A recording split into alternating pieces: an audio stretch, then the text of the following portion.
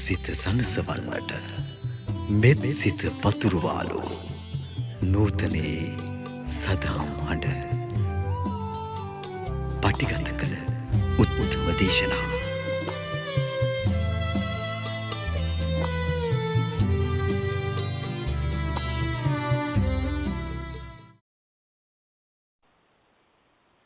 දැන් පසුගිය දිනවල සිට ත්‍රිවිධ පුවත්පතේ ශ්‍රී ධර්ම දේශනා ඇතුළත් ලිපි කාල නොවන්නේ කුමක් නිසාද කියලා පහදා දෙන්න ඉල්ලීමක් කරන මේ කරල් දෙයක් නෑ අපි ලිපි ගණනක් යවුවා. නමුත් එක්තරා තීමාසයක කාලයකදී මේ වගේ දේවල්කට විරුද්ධ වෙන ස්වාමීන් වහන්සේලා ඉන්නවා. ඉතින් උන්වහන්සේලාගේ අදහස අනුව උන්වහන්සේලා නිගමනය කරන්නේ ධර්ම විරෝධී දේවල් මම කියනවා කියලා. මේ වගේ ප්‍රශ්නයකින් ඉවසන්න බෑ මේතු ඇදිලා අහන බවක් දන්නවා. ඉතින් ඔයගොල්ලෝ බලනවා නේ ප්‍රසිද්ධියක් යනවා. ඒගොල්ලෝ කොච්චර ප්‍රසිද්ධ වෙන්න දරුවත් ඒක කරගන්නත් බෑ. මෙන්න මේ වගේ අවස්ථාවක් තුළ පුළුවන් තරම් උත්සාහ කරලා. ඔය ලෝක සම්මතයේ බැලුවාම කාජකීය පඬිතා ආදී ඊටපත්තන් තියාගෙන ඉන්න අය. ඉතින් ඒ නිසා ඒගොල්ලෝ මොකද කරන්නේ? නායක හාමුදුරු හම්බෙලා හිටව ඒගොල්ලෝ කතා කළා කියලා කියනවා. ඉතින් මෙහෙම දෙයක් කරන්න නැපින්න අපි ක්‍රමයක් යොදාගම කොහොම හරි මෙයා පාලනය කරන්න. අපේ අනසක ඇතුව මිස මේ ධර්මයේ දෙන්න තියෙන කටයුතු කරමු කියලා මෙහෙම ක්‍රමයක් කරමු කියලා පස්සේ මෑතකේ ජනාධිපතිතුමා හම්බෙලා විශේෂ සාකච්ඡාවකදී පොඩ්ඩක් කුංචි අවසර පොඩ්ඩක් කළගත්තා.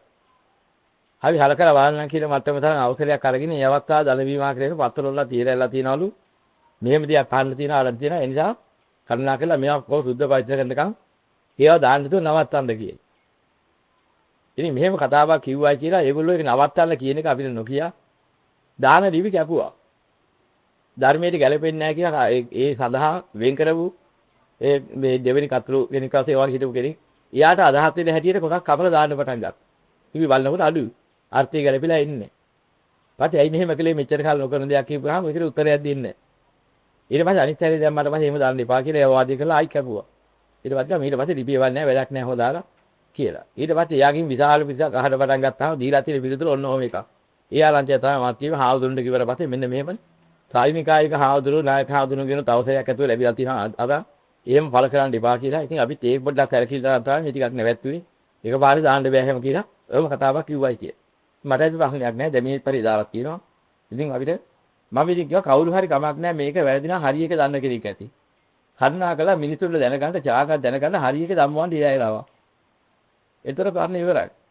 ඒතර මටත් ඉගෙන ගත්ත හැකිනේ. මේක වැරදි අනික හරි කියන එක මහ මොන ඉද මේව සත්‍යා මෝග වඤ්ඤා කියන එක බුදුරජාණන් වහන්සේ තාගම් කළා. ඒක මෝඩයින් කියප වැඩක් එහෙම කතාව කරන්න එපා මේ අන්නේ පරිබ්‍රාජියෝ තියෙන කියවනක් කිය. මේකයි ඇත්ත අනිකා කියා බොරු කියන කතාව කියන්න එපා. ඇත්ත නම් හේතු ඇතුව ඇත්ත පෙන්නන්න. කුරුණ හේතු ඇතුව උරුව පෙන්නන්න. බොරුවට හේතු පෙන්නන්න ඇත්තට හේතු පෙන්නන්න හේතුඵල වෙන්න දහම් දසව. පුද්ගලික විවේචනය කරන්නත් එපා. පුද්ගලිකව මේක හරි අරක වැරදි කියලා විදිහට බල කියන්නත් එපා කියලා බුදුරන් වහන්සේ දේශනා කළා තියෙන්නේ.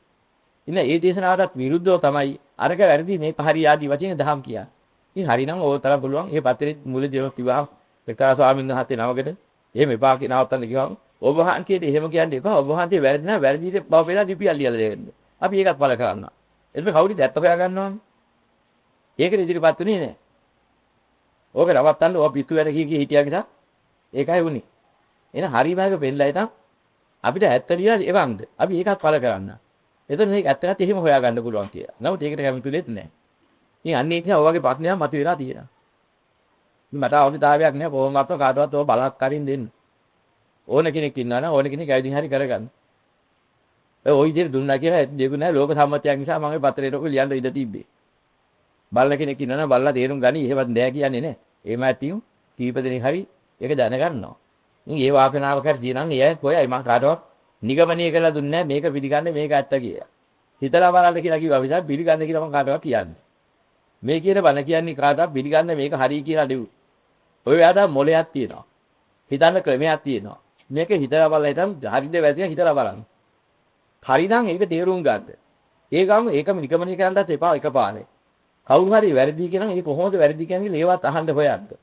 අහලා මොනවා හරි Tamanට හැකයක් උකසක් ඇතිවෙනවා මෙහෙම වෙන්න පුළුවන්ද මේක කියලා. ඒවා මම ප්‍රශ්න කරා. දෙවි කරන ප්‍රශ්න කරන්නේ නැති. ඒතර මේ ක්‍රමයේ තමන්ගේ සැක ඇරෙනකම් මම අවශ්‍ය කාරණා දෙන්නා.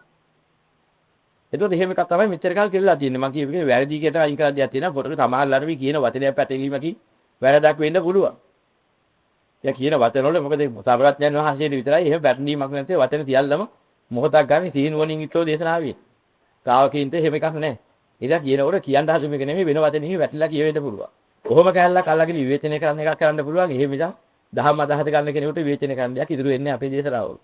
අර වගේ කැලලක් අල්ලගෙන මෙහෙම එකක් කියා තියෙනක විවේචනය කරන්න එහෙම කරන්න පුළුවන්. නමුත් ඒක ධර්මානුකූල නෑ කියන එක ධර්මයේ පෙන්නලා තියෙනවා.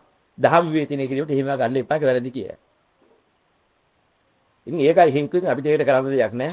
ඉදිරි කාලේදී ඉල්ලීමක් කළොත් අපිත් නියෝගමාලා පනවලා තමයි නැවත ලිපි දෙන්නේ.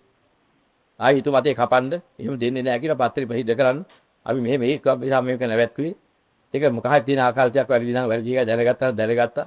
ඊට පස්සේ අපි ඉල්ලීමක් කරනවා මෙහෙම කරන්නේ නැතුව අපිට ලිපි දෙන්න කියලා. අන්න එහෙම ඉල්ලීමක් කරලා පත්‍රය පළව ලිපියක් දාලා දැනුම් දෙන්න ඔක්කොම පිළිසර ඊට පස්සේ ඉන්නවා කියලා එහෙමයි කියන්නේ ඊට පස්සේ ඉල්ලුවා.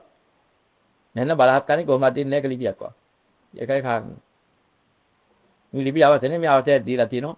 මේව වන්න පොත් කැන්සල් කරන්න බලාපොරොත්තු වෙනවා. කැන්සල් කරලා මට ඇති ප්‍රශ්නයක්වත් නැහැ.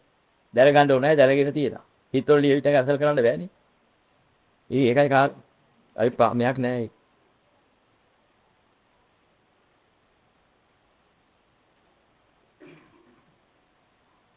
මෙතෙක් දහම් ඇහු සෑම සියලු දෙනාම අප්‍රමාදව මේ දහම් තුලින් ලෝකේ බලාපොරොත්තු වෙන්න එපා. නිවන බලාපොරොත්තු වෙන කටයුතු කළ අප්‍රමාද නිවන් දකින්න අදිෂ්ඨාන කරගන්න සෑම සියලු දෙනාට යහපතක් වේවා.